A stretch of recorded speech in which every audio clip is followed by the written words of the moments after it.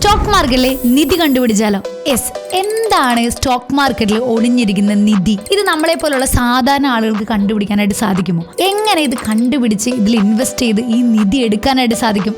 ഇങ്ങനെയുള്ള കാര്യങ്ങളാണ് നമ്മൾ ഇന്നത്തെ വീഡിയോയിൽ ഡിസ്കസ് ചെയ്യാൻ പോകുന്നത്. അപ്പോൾ ഞാൻ സസ്പെൻസ് കളയുന്നില്ല. എന്താണ് സ്റ്റോക്ക് മാർക്കറ്റിൽ ഒളിഞ്ഞിരിക്കുന്ന നിധി എന്ന് ചോദിച്ചു കഴിഞ്ഞാൽ അതിനാണ് നമ്മൾ മൾട്ടി ബാഗർ സ്റ്റോക്സ് എന്ന് വിളിക്കുന്നത്. എന്താണ് മൾട്ടി ബാഗർ സ്റ്റോക്സ്? അതായത് ഒരു സ്റ്റോക്ക് നമ്മൾ ബൈ ചെയ്ത് നമ്മുടെ പോർട്ട്ഫോളിയോയിൽ കീപ്പ് ചെയ്ത് ആ സ്റ്റോക്ക് നമുക്ക് 100, 500, 1000 മടങ്ങ് പ്രോഫിറ്റ് തന്നാലോ? ഇതാണ് സ്റ്റോക്ക് മാർക്കറ്റിൽ ഒളിഞ്ഞിരിക്കുന്ന നിധി എന്ന് പറയുന്നത്. ഈ നിധി നമുക്ക് എങ്ങനെ കണ്ടുപിടിക്കാനായിട്ട് സാധിക്കും? ഈ മൾട്ടി ബാഗർ എന്ന് പറയുന്ന നെയിം വന്നത് പീറ്റർ ലിഞ്ചിന്റെ ഫേമസ് ബുക്കായ one up on Wall Street എന്ന് പറയുന്ന ആ ഒരു ബുക്കിൽ നിന്നാണ്.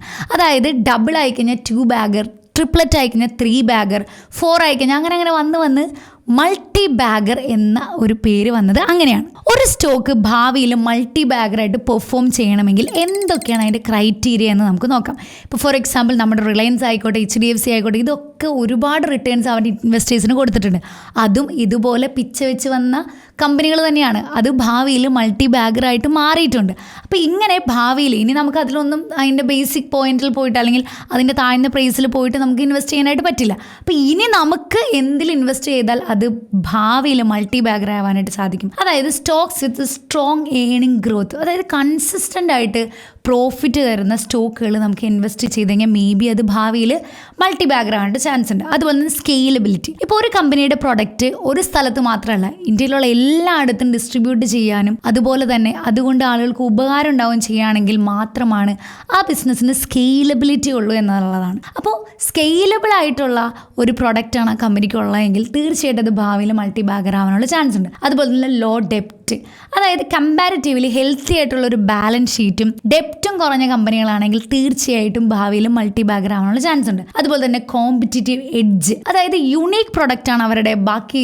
വേറെ ആരും തന്നെ അവരോട് കോമ്പറ്റീറ്റ് ചെയ്യാനില്ലെങ്കിൽ തീർച്ചയായിട്ടും ആ സ്റ്റോക്ക് ഭാവിയിൽ മൾട്ടി ബാഗർ ആവാനുള്ള ചാൻസ് ഉണ്ട്. അതുപോലെ തന്നെ എഫിഷ്യൻ്റ് ആയിട്ടുള്ള management, reasonable valuation, tail wind, ഇങ്ങനെയുള്ള കുറച്ച് ക്രൈറ്റീരിയ നോക്കി നമുക്ക് മൾട്ടി ബാഗർ സ്റ്റോക്സ് കണ്ടുപിടിക്കാനായിട്ട് സാധിക്കും. ഇനി അതുപോലെ തന്നെ ലോകത്തിൻ്റെ ഭാവി എന്താണെന്ന് ചോദിച്ചു കഴിഞ്ഞാൽ നമ്മൾ എന്ത് പറയും? എന്താണ് ഇനി ഫ്യൂച്ചർ എന്ന് ചോദിച്ചു കഴിഞ്ഞാൽ നമ്മൾ എല്ലാവരും പറയുന്നത് ആണ് ഇനി ഫ്യൂച്ചർ, അല്ലേ? ആർട്ടിഫിഷ്യൽ ഇൻ്റലിജൻസ് ആണ് ഫ്യൂച്ചർ, അല്ലെങ്കിൽ EV, ഇലക്ട്രോണിക് വെഹിക്കിൾസിനെ കുറിച്ച് നമ്മൾ പറയാറുണ്ട്. അതുപോലെ തന്നെ ഗ്രീൻ എനർജി, അല്ലേ?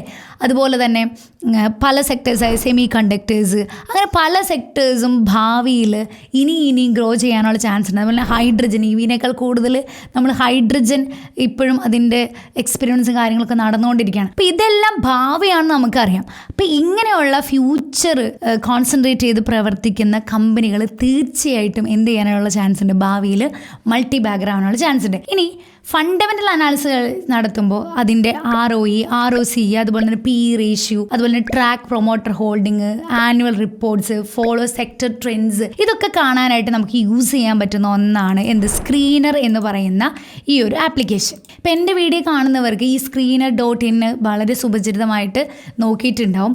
ഇനി നമുക്ക് ഈ ഒരൊറ്റ എല്ലാ കാര്യങ്ങളും യൂസ് ചെയ്തിട്ട് ChatGPTയോട് ചോദിച്ചിട്ട് കുറച്ച് മൾട്ടി ബാഗർ സ്റ്റോക്സ് തരാൻ പറഞ്ഞപ്പോൾ ChatGPT കുറച്ച് മൾട്ടി ബാഗർ സ്റ്റോക്സ് തന്നിട്ടുണ്ട്. അതിലൊന്നാണ് ഫോഴ്സ് മോട്ടോഴ്സ് എന്ന് പറയുന്നത്. അതിൽ ഓട്ടോ, EV ഇതിലൊക്കെ ബൂം ചെയ്യാൻ പോകുന്ന ഒന്നാണ് ഫോഴ്സ് മോട്ടോഴ്സ്. അതുപോലെ തന്നെ അവർ ഇപ്പോൾ ലോ വാല്യുവേഷനിലാണ്, FIIs നല്ല ഇൻട്രസ്റ്റ് കാണിച്ചിട്ടുള്ളതെന്നാണ്. അപ്പോൾ നമുക്ക് സ്റ്റോക്ക് സ്ക്രീനറിൽ ഫോഴ്സ് മോട്ടോഴ്സ് എന്ന് പറയുന്ന ഒരു സ്റ്റോക്ക് നമുക്ക് നോക്കാം. ഫോഴ്സ് മോട്ടോഴ്സ് നോക്കുമ്പോൾ അതിൻ്റെ മാർക്കറ്റ് ക്യാപിറ്റലൈസേഷൻ അത്യാവശ്യം 24,000 സംതിങ് കോടിയുണ്ട്. ഏറ്റവും ഹൈ പോയിരിക്കുന്ന പ്രൈസ് 20,563, ഏറ്റവും ലോ പോയിരിക്കുന്ന പ്രൈസ് 6,125 കറന്റ് പ്രൈസ് തന്നെ 18,600 ഉണ്ട്. എനിക്ക് തോന്നുന്നു സ്റ്റോക്ക് സ്പ്ലിറ്റ് ആയിട്ടില്ല.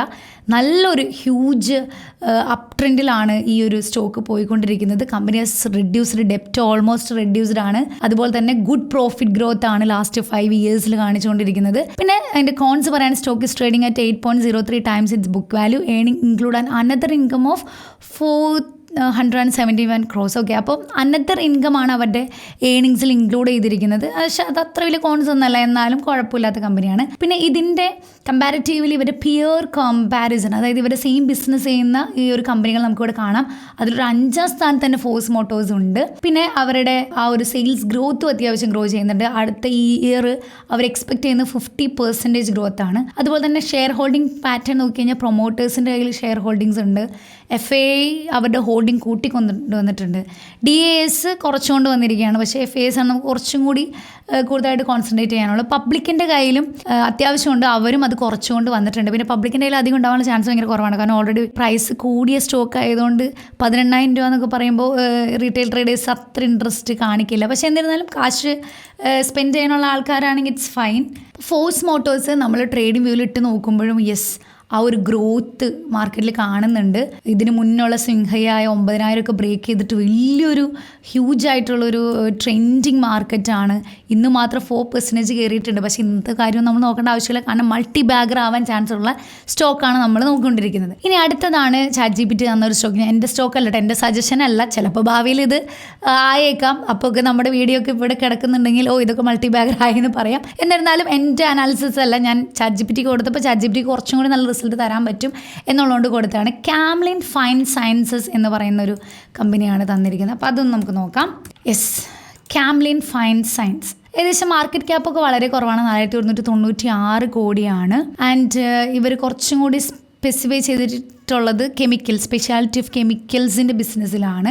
ആൻഡ് ഇതിൻ്റെ പ്രൈസ് ചെറുതായിട്ടൊരു ഡൗൺ ട്രെൻഡിലാണ്. പ്രത്യേകിച്ച് പോസിറ്റീവ്സ് ഒന്നുമില്ല, നെഗറ്റീവ്സ് ആണ് കുറച്ച് കൂടുതൽ. ഇവരായിട്ട് കുറച്ചും കൂടി കോമ്പറ്റീറ്റ് ചെയ്യുന്ന കമ്പനികൾ ഇതിനകത്തുണ്ട്. പിന്നെ ഇതിൻ്റെ സെയിൽസ് ഗ്രോത്ത് ഒക്കെ നോക്കുമ്പോൾ അത്യാവശ്യം ഒരു 11% നെക്സ്റ്റ് ഇയർ എക്സ്പെക്ട് ചെയ്യുന്നുണ്ട്.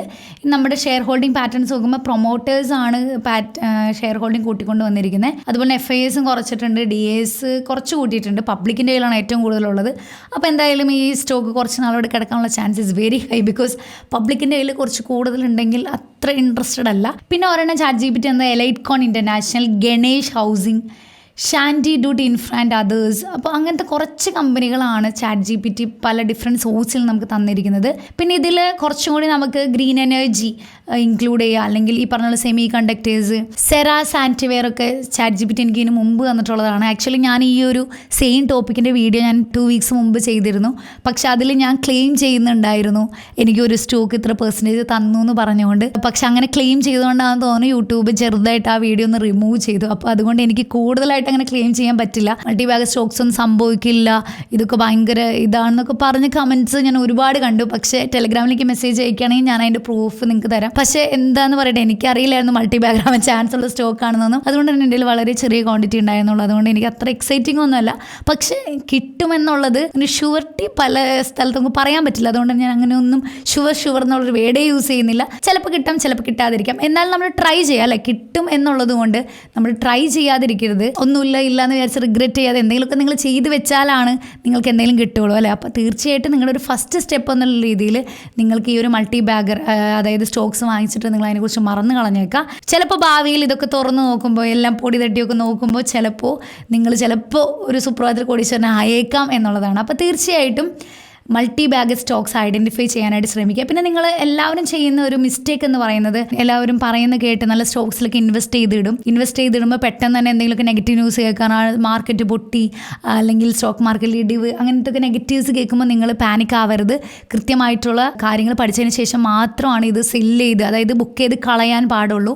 അല്ലാതെ നിങ്ങൾ ഒരിക്കലും അത് ബുക്ക് ചെയ്ത് കളയരുത്. അതുപോലെ തന്നെ പെനി സ്റ്റോക്സിലൊക്കെ ഭാവിയിൽ വളരുമെന്ന് പറഞ്ഞാൽ 5-10 സ്റ്റോക്കിൽ, മാർക്കറ്റ് ക്യാപ്പൊക്കെ കുറഞ്ഞ സ്റ്റോക്കിൽ വെറുതെ ഒന്നും അറിയാതെ ഇൻവെസ്റ്റ് ചെയ്ത് വെക്കരുത്. അതൊക്കെ മണ്ടത്തരമാണ്. അതുപോലെ തന്നെ ഫണ്ടമെൻ്റൽസ് നോക്കിയിട്ട് തന്നെ ഇൻവെസ്റ്റ് ചെയ്യാനായിട്ട് ശ്രമിക്കുക.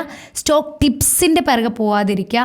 അതുപോലെ തന്നെ പെട്ടെന്ന്, അതായത് നാളെ റിസൾട്ട് കിട്ടും, അല്ലെങ്കിൽ ഇത് നല്ല മൾട്ടി ബാഗ്രാവും, നാളെ തന്നെ എനിക്ക് 500% കിട്ടുമെന്ന് വിചാരിക്കരുത്. ഇതൊരു ലോങ് ടൈം വെൽത്ത് ജനറേഷൻ പ്രോസസ്സാണെന്ന് മനസ്സിലാക്കുക.